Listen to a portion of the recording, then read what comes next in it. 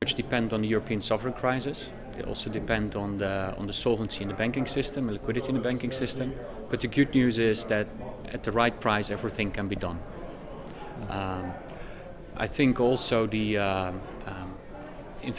companies are very smart at refinancing their bank maturities. So the wall of maturities that was scheduled in, or the wall that was there in 2013 is now there in 2016. In Europe, it's a bit earlier. But so you see that companies are pushing out their maturity profile.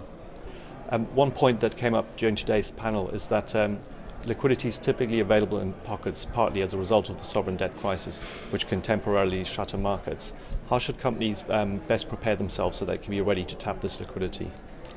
They should have a rating, that is very important. They should solve all their credit issues. So preferably stable business models, have decent size so that they can launch a bond of substantial size, that is I think at least 250–300 million. Visit conferences so that investors know you, have good disclosure, website, presentation material, and be in a sector that investors like, stable cash flow. Yeah. One point we discussed briefly today as well was the option of private placements. That doesn't look like it's a really viable option for the sub-investment grade space, does it? I think the buyers of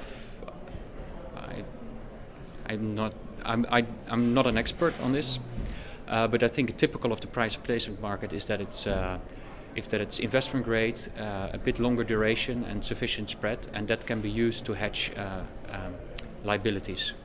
For high yield, with call structured and loans with early redemption features, that doesn't fit the need of investors that want to hedge their liabilities. So there should be a match between assets and liabilities for many investors, and the private placement market with investment grade ratings is attractive. Okay, thank you very much.